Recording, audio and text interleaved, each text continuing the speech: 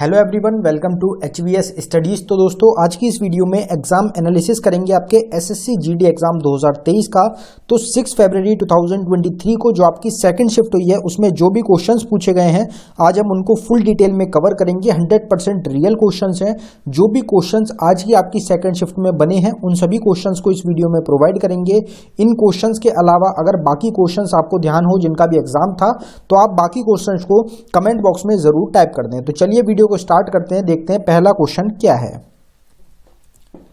तो आपसे आज की शिफ्ट में पहला क्वेश्चन पूछा गया है, भारत जोड़ो यात्रा वॉज स्टार्टेड बाय हुम। तो भारत जोड़ो यात्रा किसके द्वारा शुरू की गई थी? तो इसमें आपका जो करेक्ट आंसर था वो था आपका राहुल गांधी। आपके फॉर्मर प्रेसिडेंट रहेंगे इंडियन नेशनल कांग्रेस के राहुल गांधी, इनके द्वारा स्टार्ट किया गया था भारत जोड़ो यात्रा को।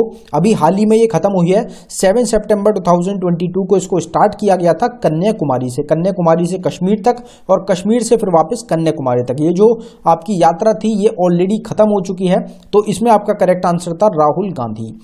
अब यहाँ पे स्कीम्स की बात करी गई है, कुछ स्कीम्स को कवर करेंगे। स्कीम से काफी क्वेश्चन आपके एग्जाम्स में बन रहे हैं। स्कीम्स की सेपरेट वीडियो आपको चैनल पे हमारे मिल जाएगी। तो आपसे एक स्माइल स्कीम पूछी जा सकती है, ये किससे रिलेटेड है? तो ये ट्रांसजेंडर कम्युनिटी और बेगर से रिलेटेड रहेगी। PM आवास योजना 1 जून 2015 को लॉन्च हुआ, हाउसिंग से रिलेटेड। उड़ान स्कीम रहेगी 21 अक्टूबर 2016 को लॉन्च हुई, एविएशन से रिलेटेड। वुमेन @ वर्क प्रोग्राम आपका कर्नाटका से रिलेटेड रहेगा। मेरी पॉलिसी मेरे हाथ 26 फरवरी 2022 को फार्मर्स से रिलेटेड। राष्ट्रीय उच्चतर शिक्षा अभियान 17 अप्रैल 2017 को एजुकेशन से रिलेटेड।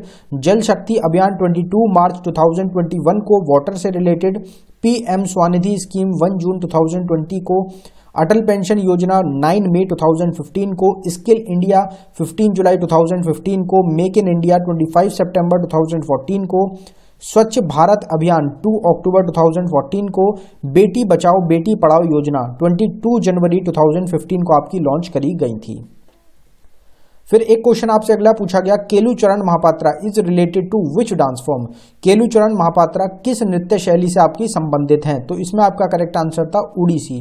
जो उड़ीसी डांस फॉर्म होता है उससे आपकी रिलेटेड थी केलुचरण महापात्रा रहेंगे। अब ये जो टॉपिक रहता है dancers related to dance form, इससे भी काफी ज्यादा क्वेश्चन आपके एग्जाम्स में देखने को मिल रहे हैं। इसकी एक सेपरेट वीडियो रहेगी dancers related to dance form के नाम से, जिसमें हमने 50 से 60 जो डांसर्स हैं उनको कवर करा है। काफी ज्यादा इंपॉर्टेंट वीडियो रहेगी आपके एग्जाम्स के लिए, क्योंकि हर शिफ्ट में डांसर्स से रिलेटेड एक क्वेश्चन जरूर देखने को मिल रहा है।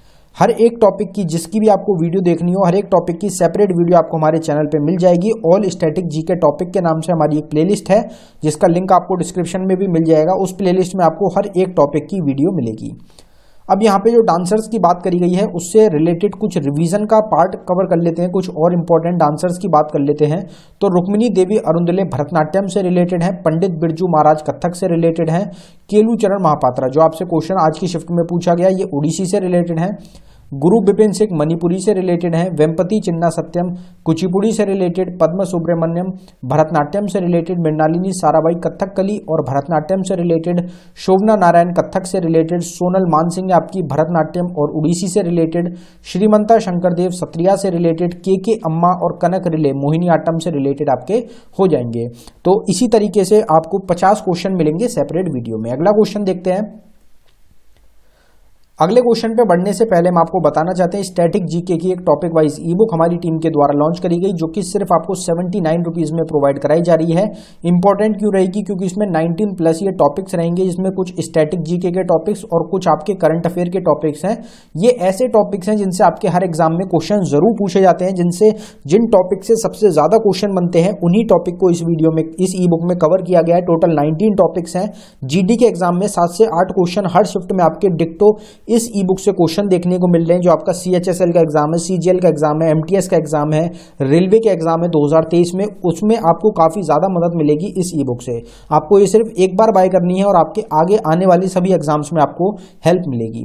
ये ई बुक आपको अवेलेबल कराई गई है बाइलिंगुअल लैंग्वेज में, हिंदी और इंग्लिश दोनों में आपको क्वेश्चंस मिलेंगे। अगर आप इंटरेस्टेड हो तो लिंक डिस्क्रिप्शन में है, आप डिस्क्रिप्शन में जाके इस ई बुक को बाय कर सकते हैं। पेमेंट करने के बाद अगर आपको फाइल डाउनलोड करने में कुछ भी इशू आता है तो नीचे हमारी जीमेल ID है, आप इस पे डायरेक्टली हमको मेल कर सकते हैं। अगला क्वेश्चन आपसे पूछा गया, Baglihar dam is located on which river.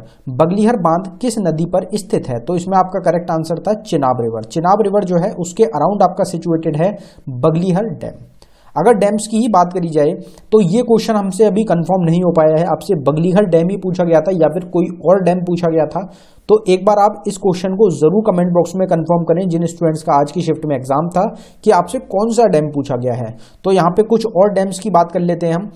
तो उकई डैम आपका गुजरात में है, ताप्ती रिवर पे सिचुएटेड है। भाखरा नागल डैम, इस एक स्टूडेंट ने भाखरा नागल डैम भी बताया कि भाखरा नागल डैम पूछा गया है, तो कौन सा पूछा गया है वो आपको कंफर्म करना है। तो भाखरा नागल डैम हिमाचल प्रदेश में सतलुज रिवर पे है। बगलीहर डैम जम्मू कश्मीर में चिनाब रिवर पे है। हरंगी डैम आपका कर्नाटका में हरंगी रिवर पे है।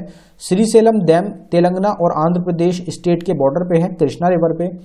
उरी डैम आपका जम्मू कश्मीर में है, झेलम रिवर के अराउंड। मैथुन डैम झारखंड में है, मैथुन रिवर के अराउंड। इदुकी डैम केरला में है, पेरियर रिवर के अराउंड सिचुएटेड है। अलामती डैम कर्नाटका में है, कृष्णा रिवर के अराउंड।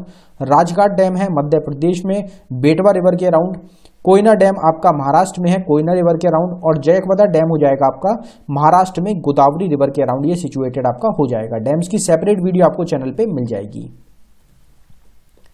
फिर आपसे एक क्वेश्चन पूछा गया अगला, what is the full form of NITI Aayog. NITI Aayog का पूर्ण रूप आपसे पूछा गया था आज की शिफ्ट में। तो national institute for transforming India आपकी फुल फॉर्म थी नीति आयोग की। अगर नीति आयोग की बात करी जाए तो 1 जनवरी 2015 को इसको स्टैब्लिश किया गया, फॉर्म किया गया। इसको रिप्लेस किया गया है प्लानिंग कमीशन से। प्लानिंग कमीशन को रिप्लेस किया गया नीति आयोग से।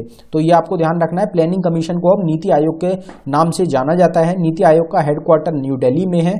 चेयरमैन कौन है? तो प्रधानमंत्री नरेंद्र मोदी चेयरमैन है नीति आयोग के। वाइस चेयरमैन है सुमन बेरी। और सीईओ कौन है? तो परमेश्वरम अय्यर प्रेजेंट टाइम में सीईओ है नीति आयोग के। फिर आपसे क्वेश्चन पूछा गया, minimum age required to play in Khelo India youth games. तो खेलो इंडिया यूथ गेम्स से रिलेटेड क्वेश्चन पूछा गया। खेलो इंडिया यूथ गेम्स जो है उसमें जो मिनिमम एज होनी चाहिए, आयु होनी चाहिए न्यूनतम, वो कितनी होनी चाहिए? तो 17 से 21 जो आपको ऑप्शन मिला था उसके हिसाब से आपका आंसर हो जाएगा। 17 से 21 आपकी एज होनी चाहिए खेलो इंडिया यूथ गेम्स के लिए, मतलब इसके बीच में मिनिमम रिक्वायरमेंट है ये। खेलो इंडिया यूथ गेम्स की अगर बात करी जाए तो हेडक्वार्टर है न्यू दिल्ली में। जो पहला एडिशन हुआ था 2018 में वो आपका दिल्ली में हुआ था। सेकंड एडिशन 2019 में पुणे महाराष्ट्र में हुआ। थर्ड एडिशन हुआ आपका गुवाहाटी आसाम में। फोर्थ एडिशन आपका 2021 का पोस्टपोन्ड होकर 2022 में हुआ पंचकुला हरियाणा में, जिसका मैस्कॉट था ढाकड़। और ये आपका लेटेस्ट जो हमारा हुआ है खेलो इंडिया वो रहेगा, और ये हरियाणा के द्वारा जीता गया 137 मेडल जीत के। जो अब होगा हमारा 2023 के लिए इसको शिफ्ट कर दिया गया है 5th एडिशन को भोपाल मध्य प्रदेश में। तो ये आपका जो 5वां एडिशन है 2023 में हो रहा है अब भोपाल मध्य प्रदेश में। फिर आपसे क्वेश्चन पूछा गया, non cooperative movement was started in which year. तो असहयोग आंदोलन किस वर्ष आपका शुरू किया गया था? तो इसमें आपका आंसर था 1920। 1920 आपको ऑप्शन में दिया गया था, 1920 ही आपका करेक्ट आंसर था। नॉन कोऑपरेटिव मूवमेंट को 4 सितंबर 1920 में आपका स्टार्ट किया गया था। अगर यहाँ पे मूवमेंट्स की बात करी जाए तो मूवमेंट्स को देख लेते हैं। चंपारण मूवमेंट आपका 1917 में महात्मा गांधी का पहला मूवमेंट रहेगा। फिर आपका नॉन कोऑपरेटिव मूवमेंट 1920 में महात्मा गांधी ने लॉन्च किया। स्वदेशी मूवमेंट 1905 में। सिविल डिसोबीडियंस मूवमेंट 1930 में महात्मा गांधी ने। ककोरी ट्रेन एक्शन 1925 में। होम रूल लीग को 1916 में बाल गंगाधर तिलक ने और एनी बेसेंट ने। क्विट इंडिया मूवमेंट को 1942 में महात्मा गांधी ने। भूदान मूवमेंट को 1951 में विनोबा भावे ने। ये तीन रहते हैं आपके 1919 में एक साथ लॉन्च हुए थे। Rowlatt act, Jallianwala Bagh massacre और खिलाफत मूवमेंट 1919 में तीनों ही आपके ये लॉन्च किए गए थे। फिर आपका गांधी इरविन पैक्ट 1931 में रहेगा। 1931 में गांधी और इरविन के बीच में जो पैक्ट था, जो समझौता था, उस पर साइन किए गए थे। फिर आपसे क्वेश्चन पूछा गया, we have borrowed fundamental duties from which country. हमने मौलिक कर्तव्य किस देश से उधार लिए हैं? तो अगर आपसे फंडामेंटल ड्यूटीज पूछा गया था तो इसमें आपका करेक्ट आंसर था यूएसएसआर रशिया। लेकिन अगर आपसे फंडामेंटल राइट्स पूछा गया था तो उसमें आपका करेक्ट आंसर था यूएसए। अमेरिका से हमने फंडामेंटल राइट्स को लिया है और यूएसएसआर से हमने फंडामेंटल ड्यूटीज को लिया है। तो दोनों में से जो क्वेश्चन था उसके हिसाब से आपका आंसर होगा। अगर फंडामेंटल ड्यूटी था तो फंडामेंटल ड्यूटी को 42nd अमेंडमेंट एक्ट ऑफ 1976 के थ्रू ऐड किया गया हमारे इंडियन कॉन्स्टिट्यूशन में। पहले इनिशियल टाइम पे 11 फंडामेंटल ड्यूटीज थी, लेकिन एक और फंडामेंटल ड्यूटी को ऐड किया गया 86th अमेंडमेंट एक्ट ऑफ 2002 के थ्रू, जिससे कि टोटल 11 फंडामेंटल ड्यूटीज बन गई।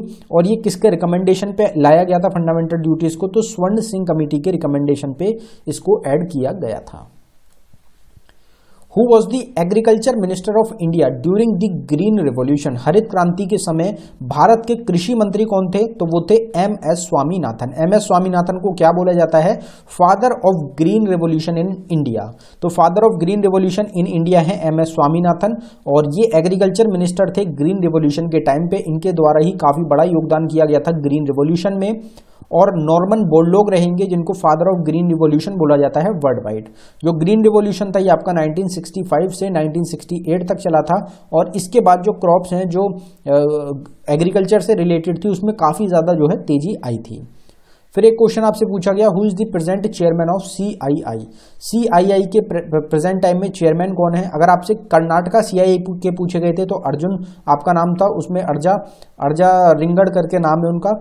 अगर आपसे CII का सिर्फ पूछा गया था तो संजीव बजाज आपका करेक्ट आंसर था इसका। कॉन्फेडरेशन ऑफ इंडियन इंडस्ट्रीज इसकी फुल फॉर्म हो जाती है। संजीव बजाज इसके प्रेजेंट टाइम में आपके चेयरमैन हैं। यहाँ पे न्यू अपॉइंटमेंट की अगर बात करी गई है तो न्यू अपॉइंटमेंट्स को देख लेते हैं एक बार। मेघालय के गवर्नर हैं आपके BD Mishra. Director general CRPF के SL थाउसेन हैं।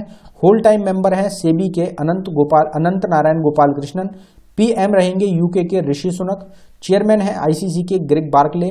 50वें चीफ जस्टिस चुने गए हैं इंडिया के DY चंद्रचूड़। FIH के प्रेसिडेंट हैं तायब इकराम। प्रेसिडेंट चुने गए हैं फिक्की के सुब्रकांत पांडा। रेवेन्यू सेक्रेटरी हैं संजय मल्होत्रा। कांग्रेस के प्रेसिडेंट हैं मल्लिकार्जुन खड़गे। कंट्रोलर जनरल ऑफ अकाउंट्स हैं भारती दास। चेयरमैन हैं गेल के संदीप कुमार गुप्ता। डायरेक्टर जनरल हैं Indo Tibetan border police ITBP के अनीश दयाल सिंह। तो इनके नाम हैं जो कि आपको ध्यान रखने हैं। आपसे हो सकता है इनमें से कोई आगे एग्जाम में आपके क्वेश्चन पूछ लिया जाए। बाकी सेपरेट वीडियो आपको इस टॉपिक की भी मिल जाएगी चैनल पे। फिर आपसे एक क्वेश्चन पूछा गया, what was the ruling time period of Ghiyasuddin Balban? तो गयासुद्दीन बलबन जो थे उनके शासनकाल का टाइम पीरियड, शासनकाल क्या है ये आपसे पूछा गया। तो 1265 से 1287 तक शासन रहा है, रूलिंग करी गई है गयासुद्दीन बलबन के द्वारा। तो ये आपको ध्यान रखना है, आपसे ये क्वेश्चन आज की शिफ्ट में पूछा गया था। तो दोस्तों ये था हमारी वीडियो का आखिरी क्वेश्चन। अगर आपको वीडियो पसंद आई हो वीडियो को लाइक करें। अगर आपने अभी तक हमारे चैनल को सब्सक्राइब नहीं किया है तो चैनल को जरूर सब्सक्राइब कर लें। हर एक शिफ्ट की एनालिसिस आपको हमारे चैनल पे प्रोवाइड कराई जाती है, साथ ही साथ उससे रिलेटेड क्वेश्चंस भी हर शिफ्ट के आपको हमारे चैनल पे मिलते हैं। डेली करंट अफेयर मिलता है, टॉपिक की सेपरेट वीडियोज मिलती हैं। तो अगर आपको ये सब चीज़ें पसंद आए तो आप हमारे चैनल को जरूर सब्सक्राइब कर लें। ई बुक्स का लिंक डिस्क्रिप्शन में है, आप डिस्क्रिप्शन में जाके हमारी ई बुक्स को भी बाय कर सकते हैं। धन्यवाद।